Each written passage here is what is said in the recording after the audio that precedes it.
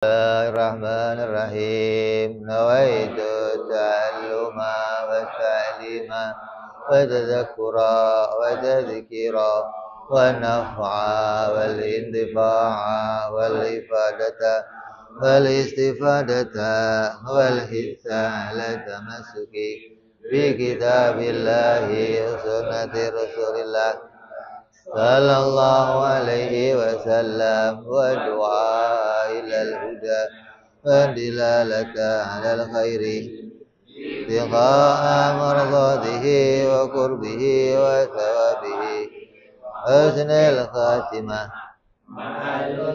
wal afiyah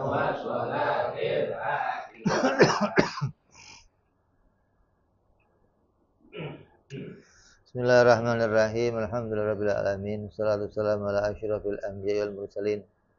Sayyidina wa habibina wa syafi'ina wa maulana Muhammadin wa ala alihi wa sahbihi ajma'in. Amma ba'du, qala musanniful kitab rahimahullah, nafa'ana bihi wa bi'ulumihi fid dharain. Allahumma iftah qulubana futuhal arifin wa bihikmatika wansur alaina birahmatika ya arhamar rahimin. Ila anqal.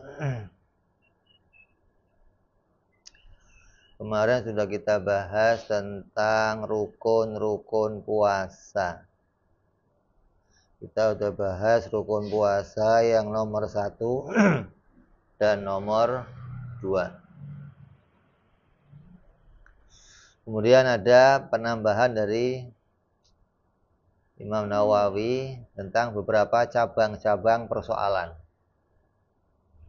Di antaranya wayambaghi ikhtirazu halah al-istinja li'annahu mata adkhala tarafa usbu'ihi duburahu aftara walau adna syai'in min ra'sil unmulah. Maka seharusnya orang yang berpuasa itu menjaga diri saat beristinja. Istinja itu buang air besar.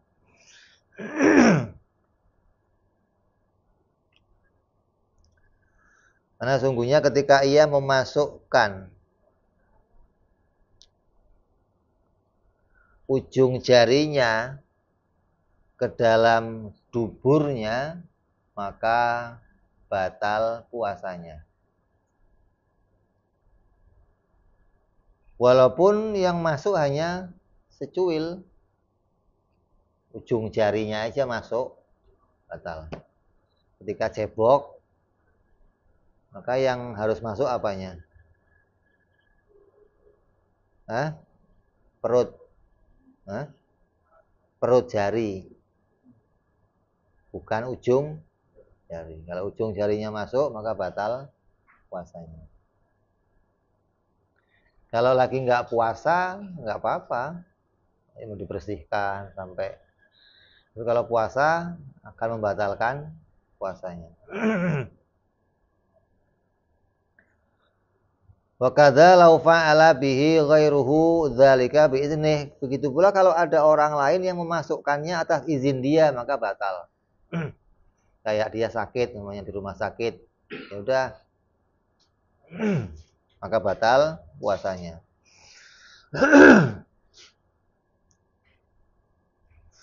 Wa mithlahu ma law adkhalat al-untha usbu'uha farjaha halata dzalika. Begitu pula seorang wanita yang memasukkan jari jemarinya ketika beristinja, buang air kecil, ke dalam farjinya. Aku cebok, kok masuk ujung jarinya, maka batal puasanya.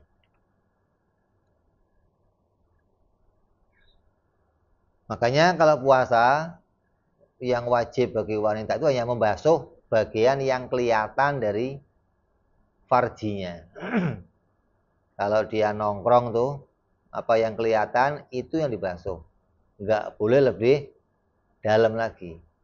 Kok yang lebih dalam dibasuh, dimasukkan jarinya, maka batal puasanya.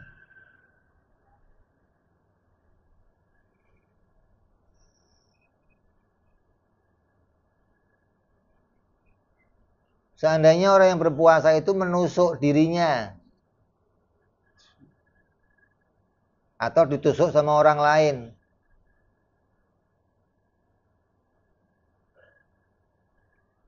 dengan seizinnya, lalu pisau itu masuk sampai ke rongga tubuhnya, maka batal operasi.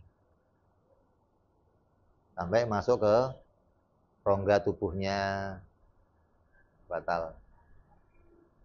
Nah, kalau suntik, batal nggak? Hah? Bukan rongga. Hah? Apa? Apa? Iya. Enggak. Karena masuknya nggak ke rongga. Yang batal kalau masuknya ke rongga. Yang batal kalau infus makanan tuh.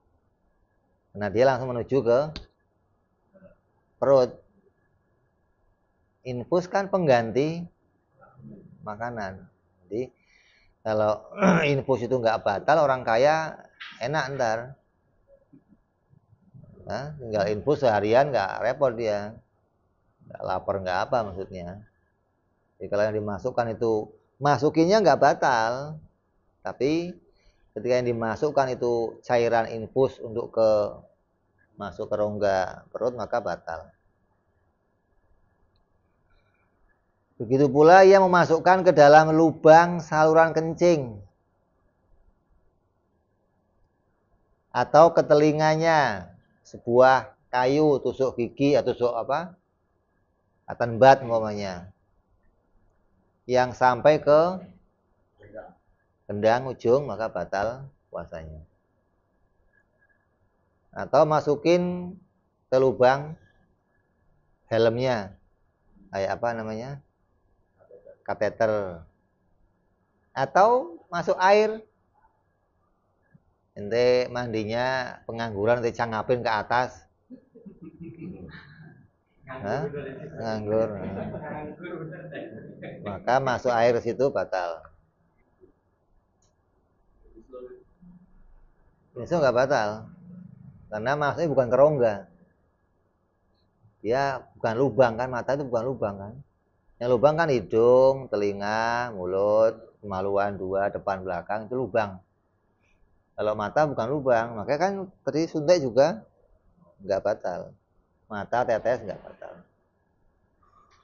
Kata ulama, walaupun rasanya sampai ke leher kamu, nggak batal. Kan ada obat mata yang pahit kan? Ada nggak? Nggak batal.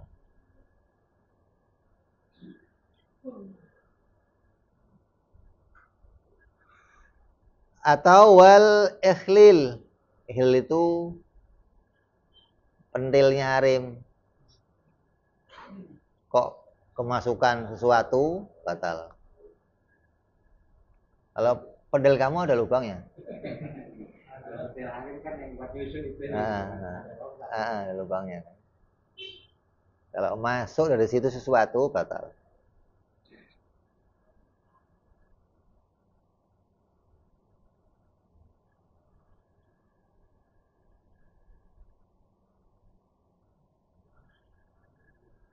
Hadza in lam yatawaqqaf khuruju nahwil kharij ala idkhalil usbu'ihi fi duburihi wa illa adkhalahu la wala fitr.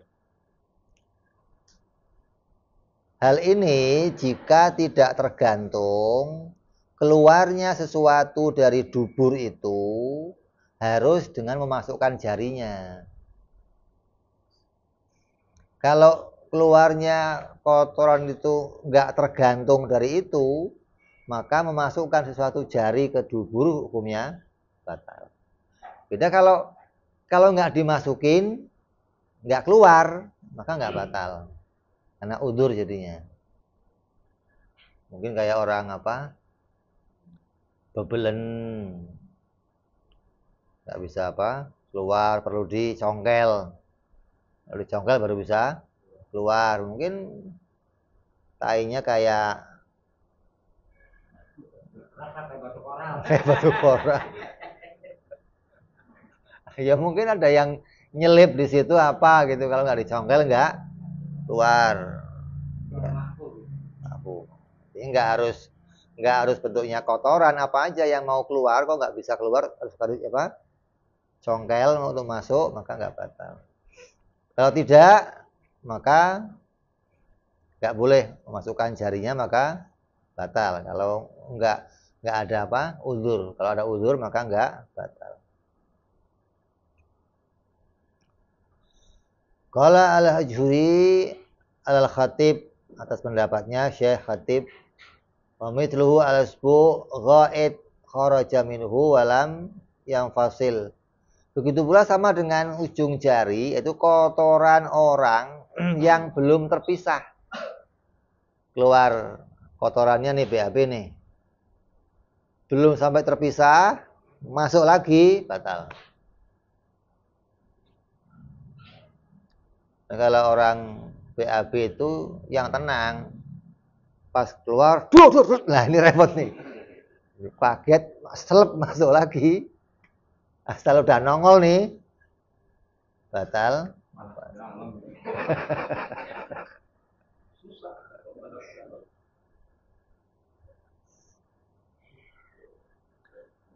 Kemudian orang yang berpuasa itu merapatkan duburnya. Lalu masuk sesuatu cuil dari tainya yang udah keluar, masuk lagi, batal. Nah, kalau ngeden, ya sudah sekeluar sendiri sampai putus. Jangan didenin, kalau dirapetin, sampai ada yang masuk lagi dari yang tadi itu, batal.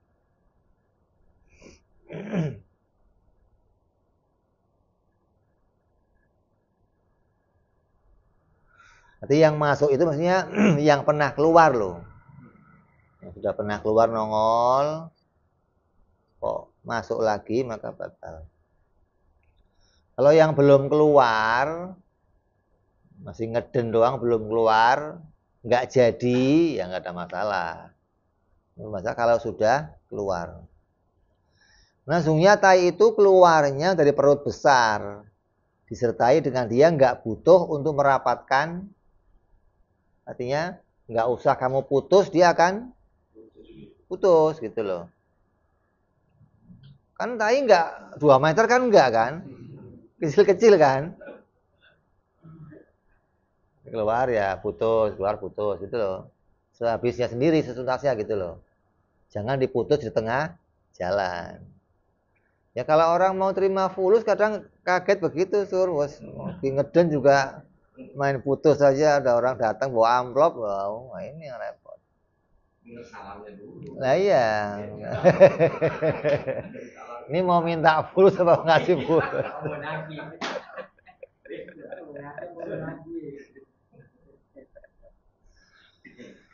Berbeda dengan pantatnya orang yang sakit wasir.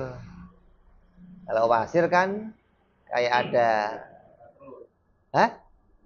ada bol yang keluar itu. Maka ketika dia dimasukkan lagi nggak batal. Walaupun dia masuknya dengan apa? Ditekan. Karena kalau dia nggak ditekan masuk, nggak bisa duduk dia. Ganjel maksudnya. Maka harus didorong biar masuk. Maka itu nggak apa. Kenapa? Udzur, penyakit. Apalagi masukin obat. Apa itu? Pantat. Batal. Batal. Ya kalau apa? Dokter mengatakan ini berbahaya, nggak usah puasa. Ya, dia rosoh untuk nggak puasa gitu. Kalau itu nggak ada rasa kok dimasukin, batal puasanya, harus qadha dia. Iya, ketika itu darurat, maka ya sekalian nggak usah puasa gitu loh. Ya, karena dia udzur dalam keadaan sakit kan. Atau meletakkan obat di luka. Yang luka itu sampai ke dalam rongga. Lukanya bolong umumnya. Dikasih obat, obatnya masuk ke dalam rongga, batal.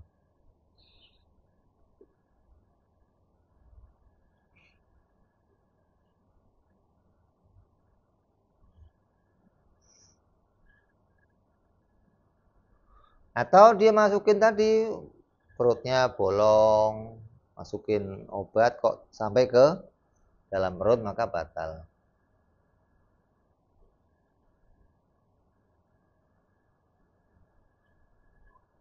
Artinya kata Syekh Ahmad An-Nahrawi mengatakan luka itu bersambung sampai ke dalam tubuhnya.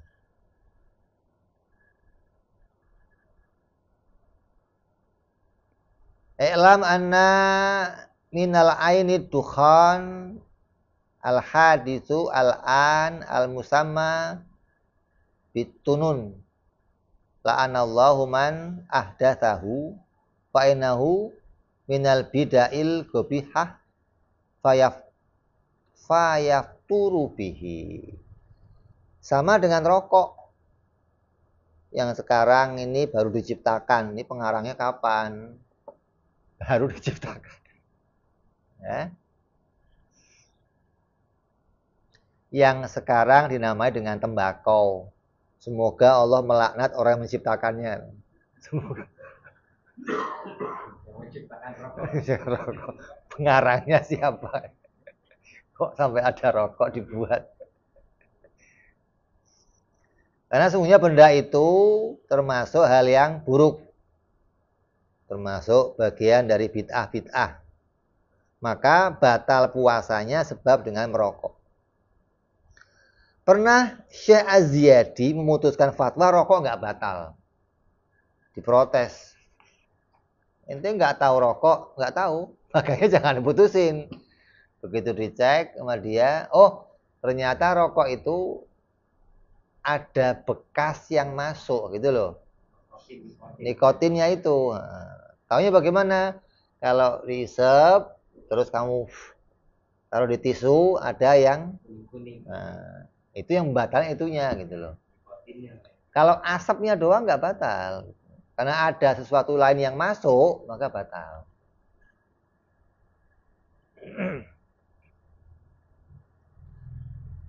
Sama kayak apa? Pendapat yang lain.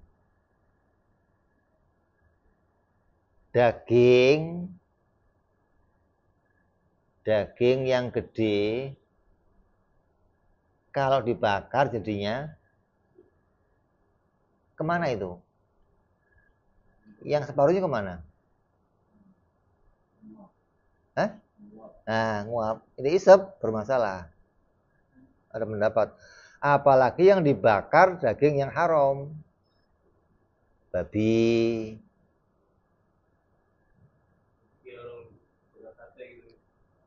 Iya, kalau pendapat yang lain mengatakan sate itu nggak batalin asapnya.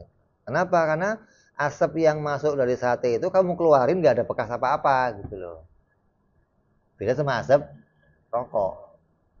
Tapi ketika diperincikan lagi, sate itu dari mana? Daging. Dagingnya gede nggak? Gede. Terus dibakar, itu kok jadi mengecil, sisanya kemana dia? Berubah jadi asap.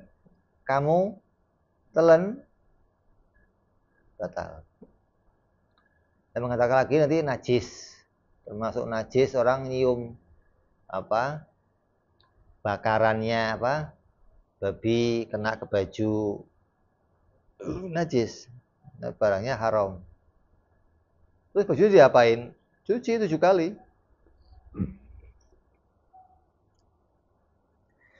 Kalau cuma sate doang, ente isep sampai kenyang juga nggak batal. Kenapa? Karena tadi nggak ada efek nikotin kayak rokok tadi.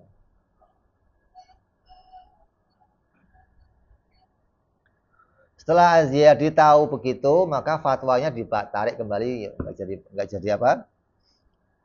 Tetap dia membatalkan orang yang menghisap rokok.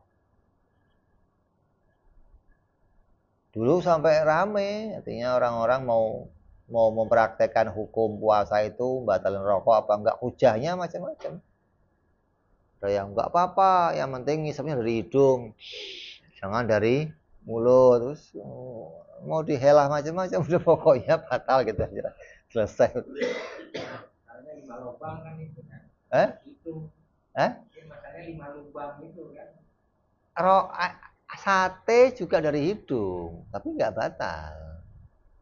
Jadi lewat tukang sate nih, hisap nggak batal nggak gitu. Tapi kalau rokok batal karena ada nikotin yang masuk.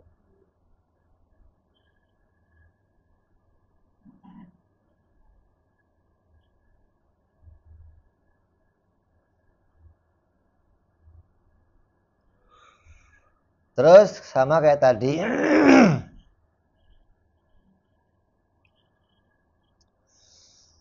Apa, orang yang wasir menonjol dimasukin nggak batal. Udzur. Ada lagi nih. Kalau ada orang yang puasa malamnya dia kemasukan benang. Masuk benang, masih di mulutnya masih ada, sampai ke perutnya benangnya. Pagi-pagi belum bermasalah ini. Dia telan batal, dia tarik batal. Ditelan masukin benda, ditarik muntahin benda, batal.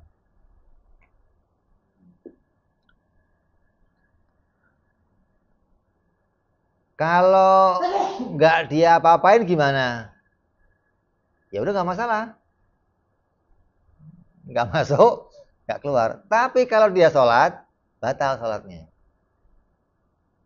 Kenapa? Karena ada benda yang nyambung ke najis, nempel ke dirinya, maka batal sholatnya. Maka untuk menjaga sholatnya dia harus tarik atau telan, ya, ngorbanin puasanya demi sholatnya. Karena kalau dia mau, saya mau kan puasa, itu milih mana puasa apa nggak sholat gitu. Orang ninggalin puasa itu nggak sampai dihukum mati, tapi orang ninggalin sholat, maka lebih baik menjaga sholatnya daripada puasa. Kalau puasa ada udurnya, kalau sholat nggak ada udurnya.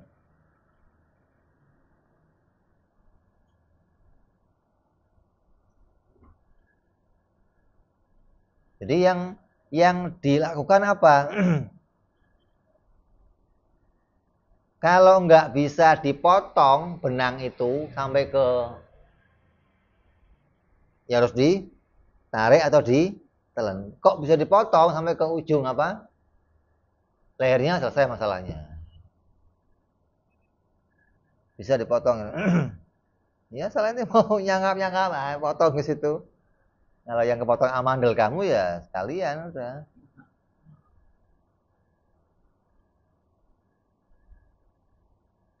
Kalau hal itu dapat mudah dilakukan, maka potong, selesai benang itu.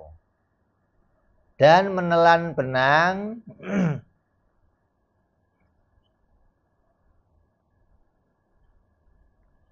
yang sisanya jadi nggak masalah. Kenapa? Karena sudah di batas yang nggak batalin sesuatu. Jadi ya dipotongnya sampai batas yang kamu boleh nelen gitu.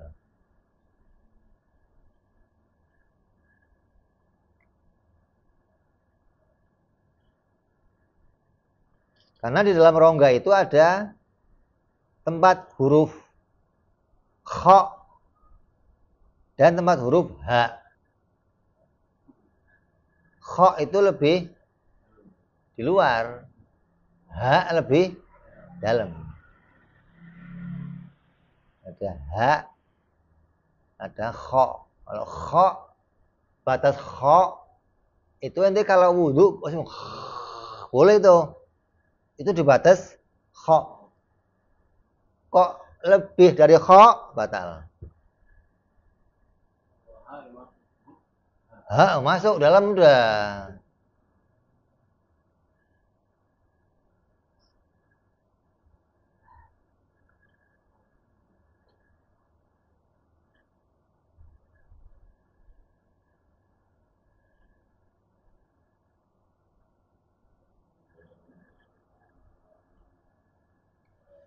Seandainya seorang menusukkan ke duburnya atau ke telinganya sebuah kayu dan waktu pagi hari ia menariknya, maka tidak batal puasanya. Karena ini nggak menyerupai muntah. Kalau ditarik dari pantat, pantat keluar barang biasa. Telinga keluar sesuatu biasa, congek kayak apa nggak ada masalah gitu loh. Tapi kalau keluar dari mulut batal.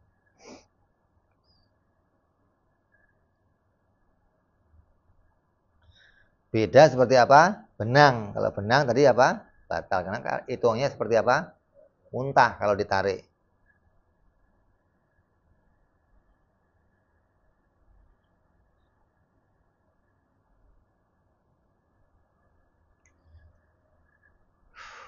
Walau syaribal khamra lailan wa asbaha shaiman lam tajib alaihi istiqa'ah alal mu'tamad.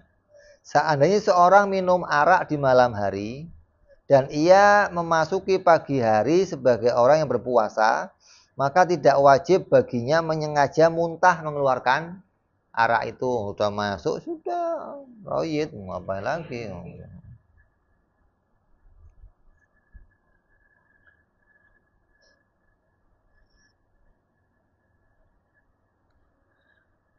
Walaisa minal istiqo'ah qad unkhamah anil batin ila dhahir.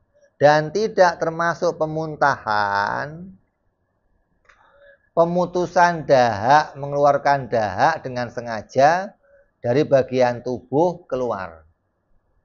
Reak. Kok keluar apa? Reaknya batuk keluar reaknya, maka enggak dihitung sebagai muntah.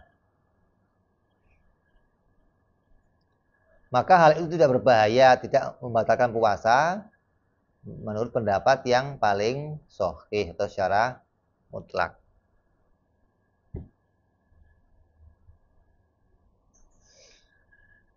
Sawaun qala aha min dimaghih amin batinih bitaqarruril hajah ilaihi wa yurakhasu fih.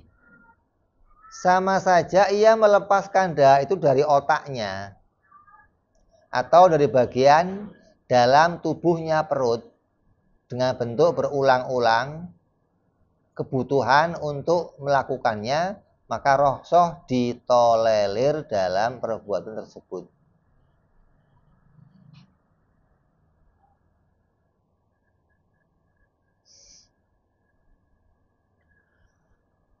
Seperti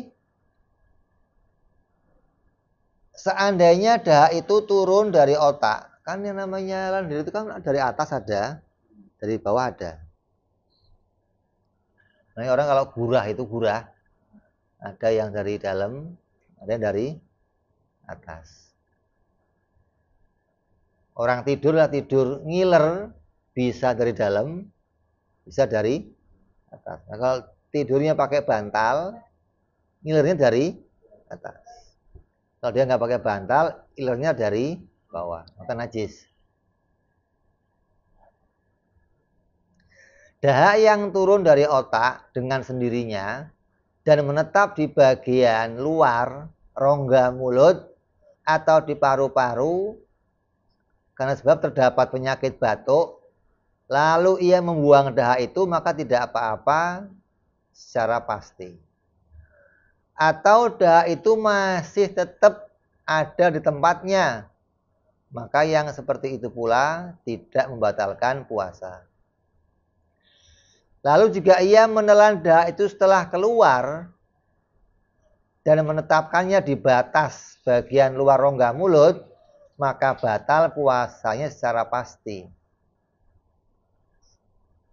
Kalau dahak itu sudah keluar, terus ditelan lagi, maka batal puasanya.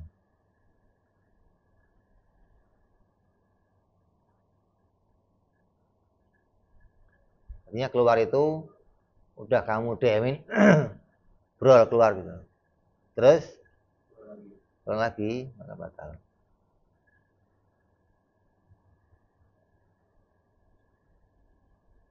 Maka hal itu dituntut dirinya saat demikian kejadian, hendaknya ia memutuskan dahak itu dari saluran keluar dan melepehkannya jika memungkinkan hingga tak sampai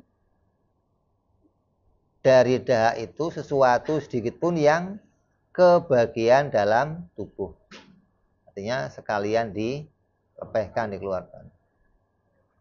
Dan termasuk menyengaja pemuntahan, tetapi yaitu seperti apa?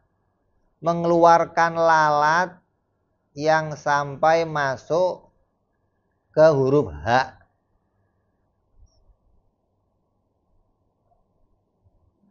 Nyamuk ini nganggep masuk. Masuknya enggak ke kho tapi ke H. Ente paksa keluar, batal. Karena termasuk apa? Memuntahkan sesuatu dengan sengaja. Maka menjadi batal puasanya dengan sebab itu secara mutlak.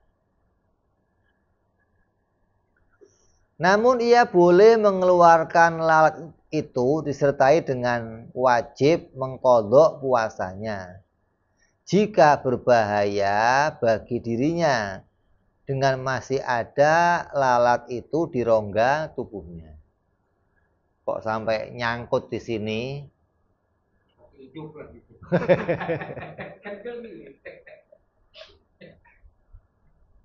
Maka ini boleh ngeluarin tapi qadha.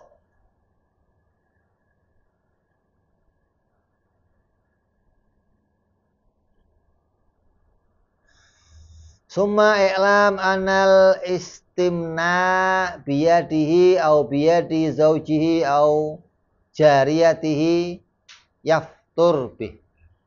Onani dengan tangannya sendiri atau tangannya istri atau tangannya budak membatalkan puasa. Walaupun dengan menggunakan penghalang.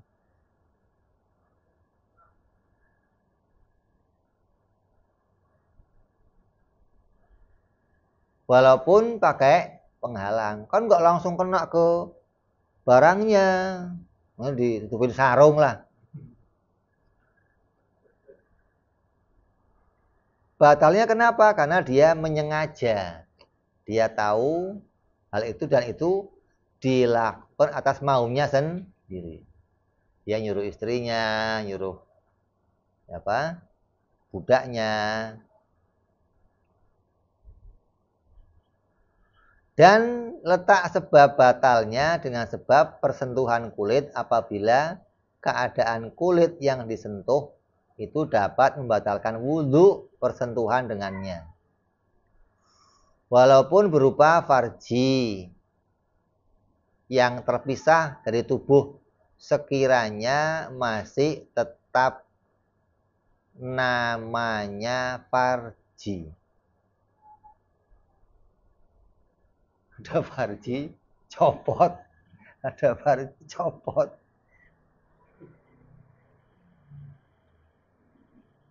Kemudian ini bersentuhan dengan farji itu kok khuruj, keluar maninya batal. Atau wanita lihat kaal terputus semuanya, namanya masih kaal gitu loh, bukan yang putus bagian dari, bukan, masih lengkap namanya.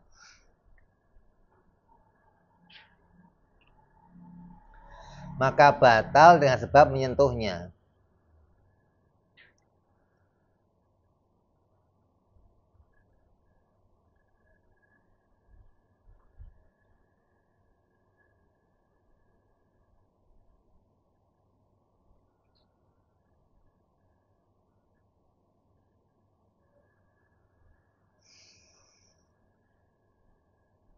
Dan sama seperti kasus organ tubuh yang terlepas, maka tidak batal puasa dengan sebab menyentuhnya, walaupun dengan syahwat. Kalau organ tubuh lain enggak. Kalau organ tubuhnya itu batal. Sama saja dengan penghalang atau tidak penghalang. Dan termasuk di antara perkara yang tidak membatalkan wudhu dengan menyentuhnya adalah amrod, laki-laki muda yang tak berbulu. Paham nggak? Yang jelita, kemayu. Laki-laki yang kemayu itu sama hukumnya. Maka kalau dia termasuk seperti organ tubuh yang copot, maka tidak batal puasanya orang yang keluar mani dengan sebab menyentuh amrod, meskipun dengan syahwat dan tanpa penghalang. Bukan dikocokin, bukan. Kalau dikocokin batal. Maksudnya ente ngelus-ngelus sampai keluar, nggak batal. Karena sungguhnya amrod bukanlah tempat untuk pelampiasan syahwat. Berarti entenya aja yang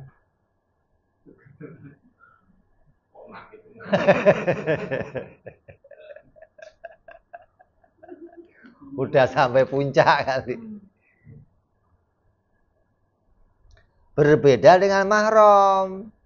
Tentunya mahram dapat sebagai tempat pelampiasan syahwat secara umum. Kemudian ketahuilah bahwa suami yang disetubui, jika istrinya yang menaiki ke atas tubuhnya, namun tidak didapati dari suami suatu gerakan atau reaksi dari alat vitalnya, dan ia tidak keluar air mani, maka tidak batal puasanya.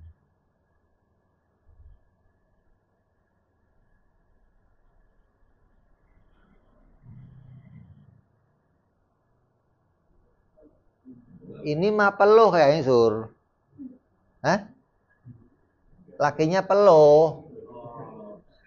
Lalu dinaikin, disetubui sama istrinya, namun air vitalnya nggak reaksi dan nggak keluar air mani, maka nggak batal puasanya. Apa? Yang batal istrinya, kemasukan sesuatu, kan bicara suaminya. Adapun apabila ia keluar mani, maka sungguh itu merusak, membatalkan puasanya.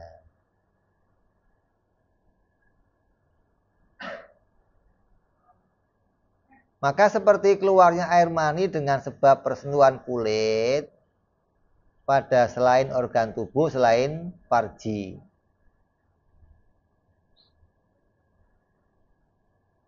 dan menjadi batal dengan sebab perbuatan itu puasa masing-masing dari pelakunya, istri yang menyetubui dan objeknya suami yang disetubui, meskipun tidak didapatkan masuknya bagi seluruh pucuk penis. Kan kemarin sudah ngomong, kalau masuk kepalanya setengah nggak batal. Bagi si suami, bagi istri batal, walaupun setengah, karena setengah itu nggak terhitung jima, gitu loh. Separuh helm kepala masuk nggak terhitung jima. Jima itu kepala masuk penuh nih, nggak pakai batang, nggak, kepalanya aja masuk, jima namanya. Maka batal suami, batal istri. Kalau yang masuk,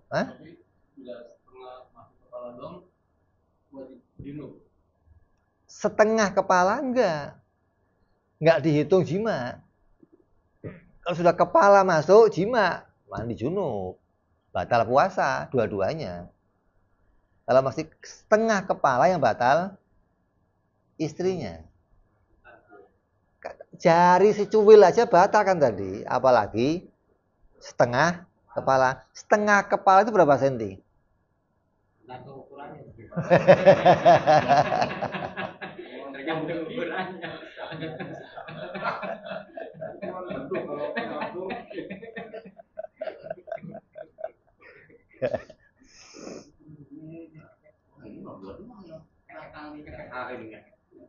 Ada sekalian.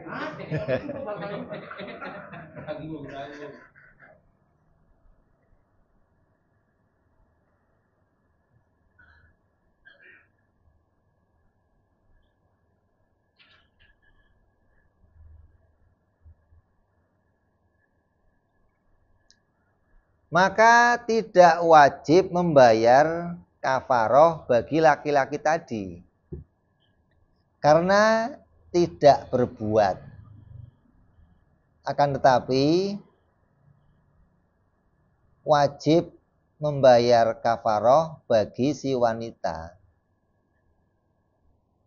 dan dapat batal puasanya wanita dengan sebab ia memasukkan penis kaal yang terpisah dari tubuh. Dan sebaliknya, batal puasa laki-laki dengan sebab memasukkan penis ke vagina yang terpisah. Ada hub copot namanya, Sur. Ada hub copot yang dia masukin, batal.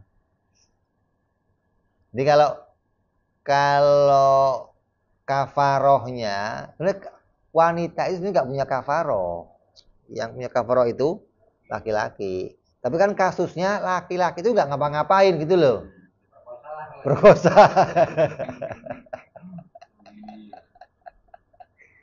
Dan dianya peluh namanya, nggak bisa nggak keluar air mani. Maka kalau sampai masuk kepalanya, maka batal keduanya. Kalau masuknya cuma setengah, nggak batal si laki, wanitanya batal. Kalau masuk kepalanya, dua-duanya batal. Kafarohnya si wanita. Kalau yang ngerjain laki-laki, yang bayar kafaroh laki-lakinya. Wanita nggak bayar kafaroh.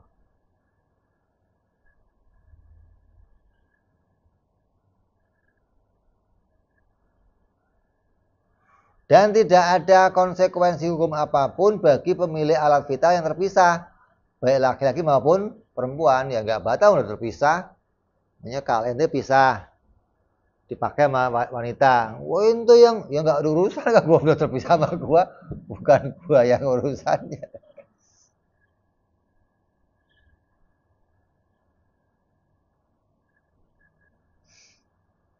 Jadi jangan sampai salah paham seperti pendapatnya orang-orang yang nggak ngerti hukum dari para pelajar. Dianggap kalau sudah terpisah, kaalnya punya si fulan, fulan tanggung jawab. Ya, tanggung jawabnya apa? Udah terpisah.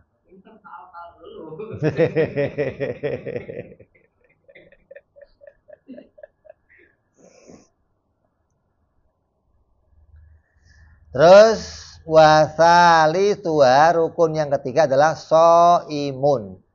Adanya orang yang berpuasa. Di rukun puasa itu ada 3 tadi apa? Menginapkan niat, terus menyengaja untuk menahan sesuatu dari wajar dan menahan untuk masuknya sesuatu. Dia tahu kalau masuk itu batal, maka dia nggak melakukan semua yang membatalkan puasa. Kemudian adanya orang yang berpuasa. Aneh nih. Rukun sholat itu nggak ada rukun adanya orang yang sholat. Kalau puasa dihitung adanya rukun yang ketiga itu orang yang berpuasa. Kenapa? Karena puasa itu sesuatu yang nggak bisa digambarkan. Coba gambarkan orang puasa. Beda sama sholat. Ini bisa buat gambar orang yang sholat. Oh ini rukuknya begini orang sholat. Sujudnya begini orang sholat. Gitu loh. Tahiyatnya begini. Takbirnya begini. Itu bisa buat gambaran. Kalau orang puasa coba. Oh masa lemas begini. Kan repot. Kan nggak bisa.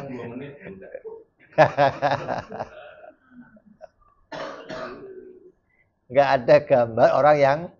Jadi rukun puasa gimana ya harus ada orang yang puasanya gitu loh. Artinya orang itu mempraktekkan dari mulai malamnya dia niat, dari mulai subuh sampai maghrib dia menahan sesuatu. Maka ada orangnya barulah disebut puasa. Itu 3 tuh. Menginapkan niat, menjaga yang membatalkan, ada orang yang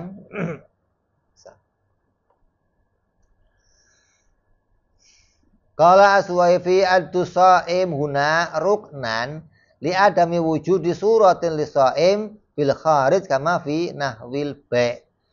Sama dikatakan oleh Syekh Aswaifi, orang yang berpuasa dihitung sebagai satu rukun karena tidak adanya wujud penggambaran ilustrasi tentang puasa.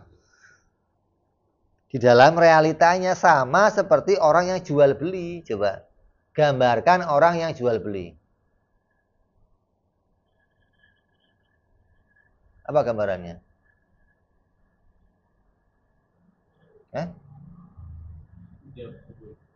gambarannya apa coba? Orang yang jual itu, oh ya ini terima fulus. Apa terima fulus jual beli? Jual beli itu nggak ada gambarannya. Terus gimana?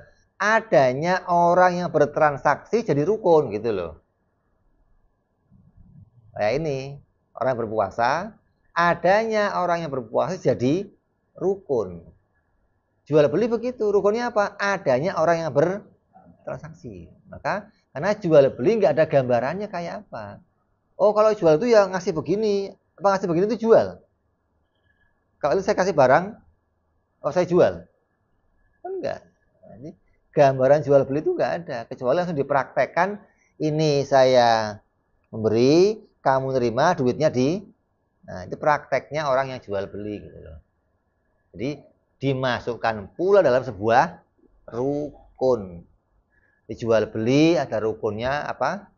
Dua-duanya. Puasa ada rukunnya. Bikhilafi nafsi sholat. Beda dengan yang namanya sholat.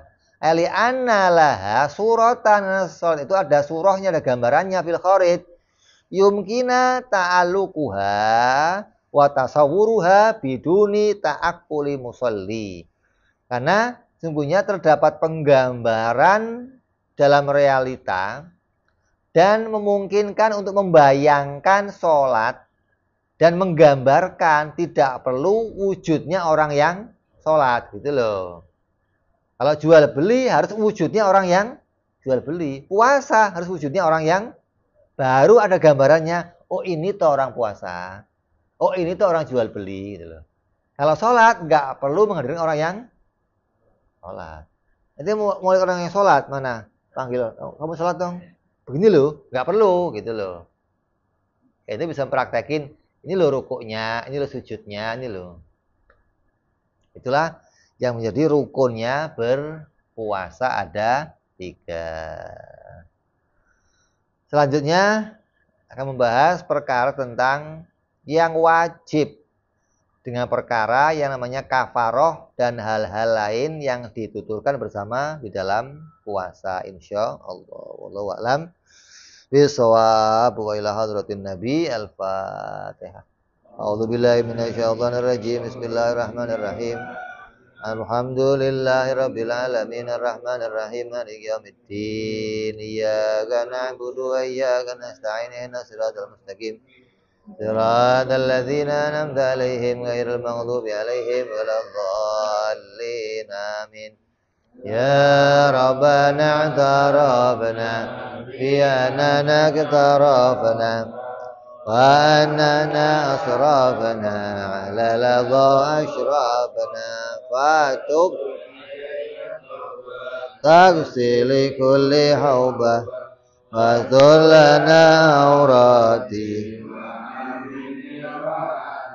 waghfir li walidina rabbi wa mauludina wal ali wal ihwani hilani wa kulli dhi mahabbah au jiratin au suhbah wal muslimina ajma'ina rabbi fadlan wa judan mannan la biktisabi minna bil mustafa rasuli